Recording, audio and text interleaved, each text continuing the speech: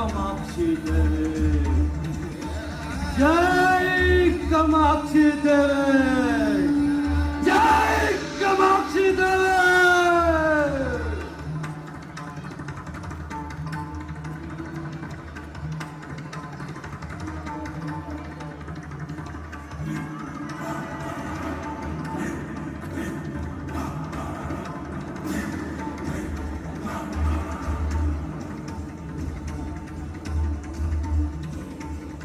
पाताल सम्राट की ओर से ये बलि स्वीकार कर मां, ये रक्त स्वीकार कर। जय कामाक्षी देवी, जय कामाक्षी देवी। पाताल सम्राट अहिरावण को लंकेश आपके कक्ष में आने की अनुमति चाहते हैं। भ्राता,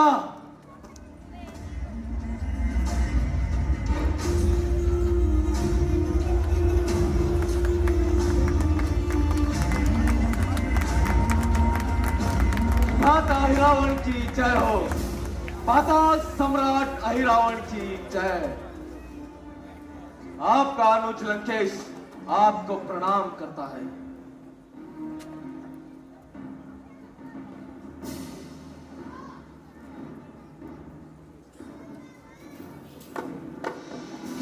पूछकर तू लंकेश को यहाँ लेकर आया? किससे पूछकर? वो भी हमारे साधना कक्ष में। और कैसे किया तूने इतना बड़ा दुस्साहस?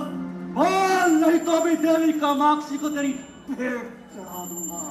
दे दूंगा तेरे प्राणों की आहुति, तेरे प्राणों की आहुति। बोल भ्राता, ये आप क्या कर रहे हैं? कृपया छोड़िए उसे, छोड़िए भ्राता।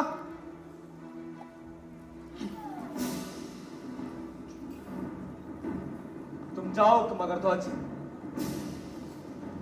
भ्राता, क्या आप भूल गए त्रिलोक विजय दशानन?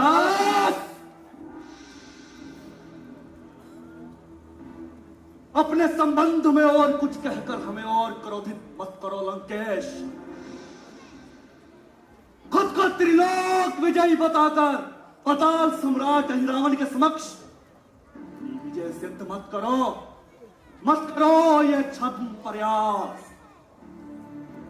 भ्राता, हम तो आपको अपना रक्त संबंधी मानकर यह सोच कर आए थे कि पाताल लोग अपने दो महाबली भ्राताओं से मिलने जा रहे हैं, लेकिन आपने तो हमारे कुछ कहने के पूर्व ही हमारा उपहास कर दिया। क्या हम जान सकते हैं कि आप इस तरह का आचरण क्यों कर रहे हैं? लंकेश, अपने भ्राताओं से प्रश्न पूछने से पूर्व तनिक एक बार खुद से प्रश्न पूछो। रक्षवंश का डंका बजाकर पूछो अपने आप से कि तुमने अपने वर्चस्व को बनाए रखने के लिए नीति का सहारा लिया या अनीति का? नीति अनीति, धर्म अधर्म, उचित अनुचित, इन सब का निर्धारण इतना सहज नहीं। हम इस विषय पर बात करके एक और विवाद आरंभ नहीं करना चाहते। हम तो यहां एक विशेष उद्देश्य से आए हैं। यदि आपकी आज्ञा हो तो निवेदन करें। जानते हैं, अच्छे से जानते हैं, परंतु फिर भी हम तुम्हारे मुख से सुनना चाहते हैं कि तुम क्यों आए हो यहां और क्या चाहते हो। भ्राता, हम संकट में हैं। अयोध्या राम और लक्ष्मण वो अपनी विशाल वानर सेना के साथ वहां लंका के सोहेल पर्वत तक पहुंच गए हैं और किसी भी वक्त लंका के लिए एक संकट का विषय बन सकते हैं। भ्राता, क्यों? यह सब हुआ ही क्यों? यह स्थिति आई ही क्यों? और जब आ गई है तो इतना भयभीत क्यों हो रहे हो लंकेश? कहां गई तुम्हारी त्रिलोक विजयी शक्तियां? कहां है तुम्हारा बल? कहां है तुम्हारा स्वाभिमान? समर्थन कहां है तुम्हारा?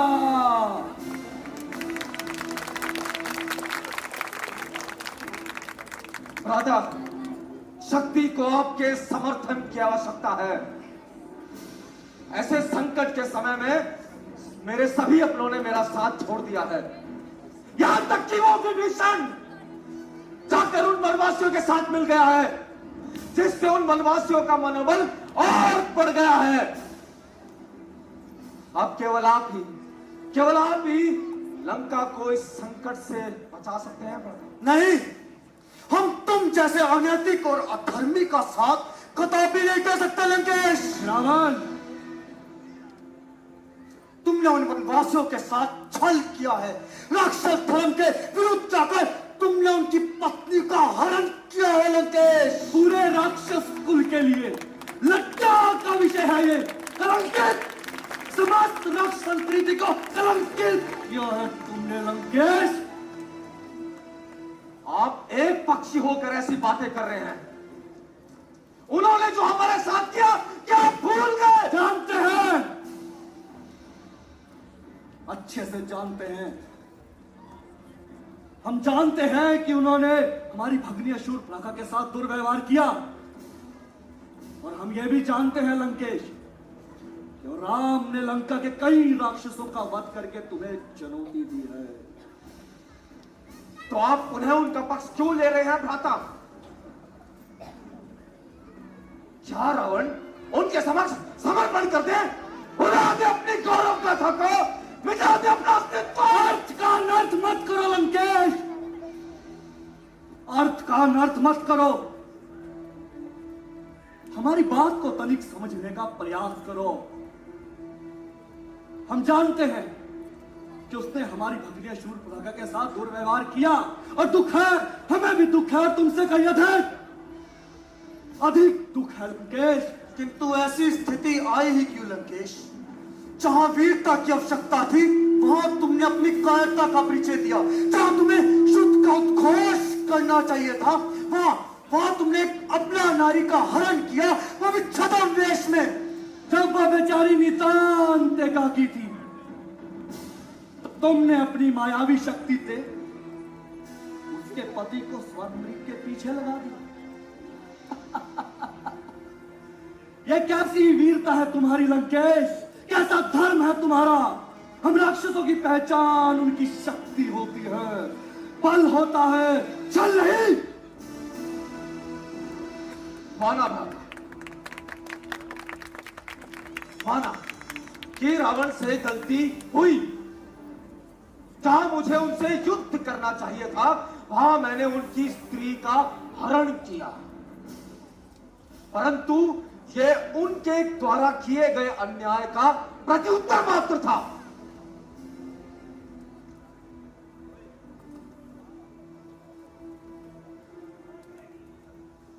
रावण ने हमेशा से राक्षसवंशों के उद्धार के लिए कार्य किया है। आप मेरे लिए आदर्श भ्राता, आप अपने छोटे भ्राता की त्रुटि को क्षमा भी तो कर सकते हैं।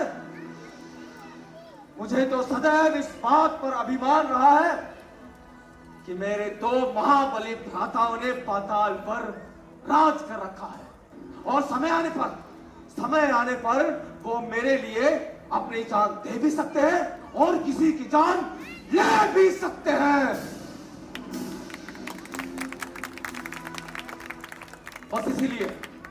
बस इसीलिए मैं आपके पास सहायता के लिए आया हूं भ्राता। अब यदि आप मेरी सहायता करना चाहते हैं तो हाँ करे भ्राता, अन्यथा रावण ये भूल जाएगा कि पाताल लोक में उसके दो महाबली भ्राता रहते हैं। रावण ये भूल जाएगा कि उसे अपने रक्त संबंधियों से किसी भी प्रकार की सहायता मिल सकती है। और जहां तक सवाल है रावण का, रावण ने युद्ध आरंभ कर दिया है, और अब युद्ध से पीछे हटकर धैर्य की संज्ञा लेकर रावण जीवित रहना ये उद्देश्य नहीं है रावण, कतई नहीं है। रावण युद्ध करेगा, करेगा, अपनी आखिरी श्वास तक करेगा और दिखा देगा उन वनवासियों को कि रावण से युद्ध करना कितना कठिन कार्य है। हाँ भ्राता, इस बात की ये शौक मुझे हमेशा रहेगा कि मेरे दो महाबली भ्राताओं ने युद्ध में मेरा साथ नहीं दिया।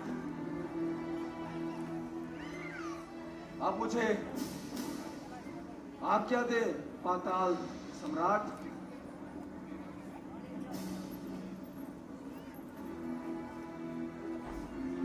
ठहरो, क्या चाहते हो? हम आपसे पहले भी कह चुके हैं ना, युद्ध में हमारा सहयोग चाहते हो? नहीं, अंत चाहते हैं हम उन वनवासियों का अंत। अंत चाहते हो? अंत ही होगा, अंत ही होगा लंकेश। हम तुम्हारी मनोकामना पूरी करने का वचन देते हैं। जाओ। भ्राता रावण की जय हो, जय हो, जय हो कामाक्षी देवी की जय हो, जय हो पाताल सम्राट श्री रावण की जय हो, जय हो लंकेश्वर रावण की जय हो।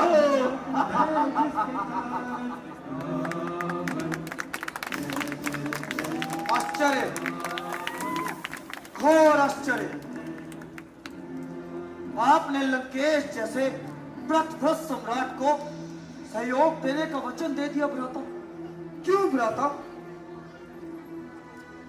रावण, ये मत भूलो कि हमने लंकेश को जो भी वचन दिया है उसमें संपूर्ण रूप से तुम भी सहयोगी थे। किंतु हम तो मौन थे, हमने तो कोई वचन नहीं दिया भ्राता। हाँ, तो मौन का अर्थ भी हाँ ही होता है। हमने लंकेश के सामने आपके निर्णय की अवहेलना इसलिए नहीं की क्योंकि हम कदापि नहीं चाहते कि अन्य और किसी को यह आभास हो कि आपके और हमारे बीच में मतभेद है। अर्थात मतभेद है।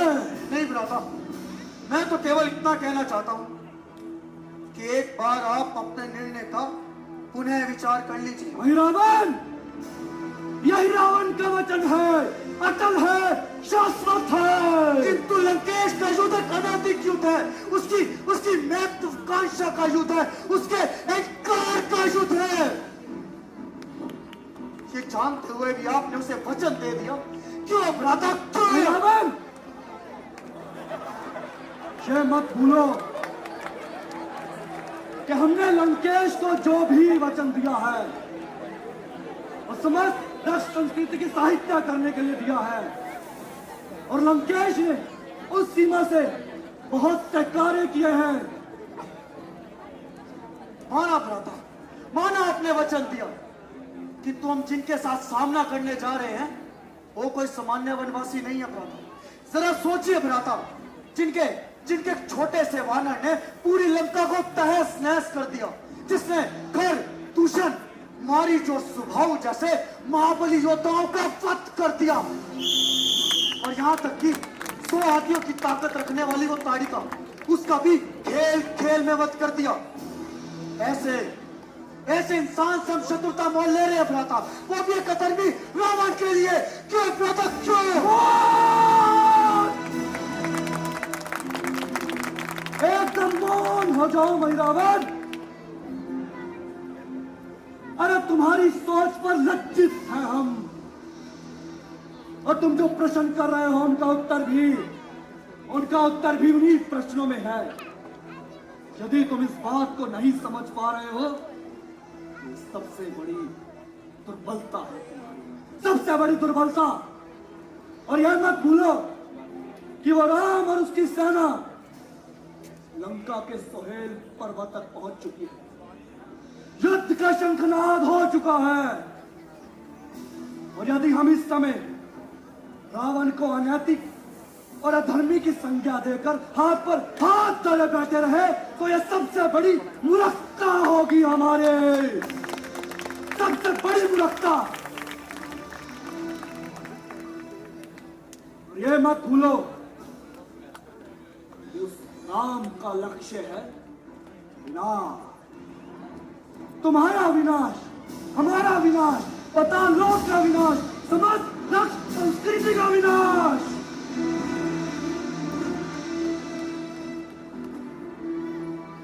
और यदि अभी भी तुम हमारे निर्णय से सहमत नहीं तो तुम अपना निर्णय लेने के लिए स्वतंत्र हो। रावण आज से मान लेगा कि उसे अपने जीवन के सभी युद्ध एकाकी लड़ने होंगे। मैं मान लूंगा। नहीं भ्राता, आप अकेले नहीं हैं, आपका यनुज आपके साथ है, सदैव अपने प्राणों की आहुति देने के लिए तत्पर है भ्राता, सदैव।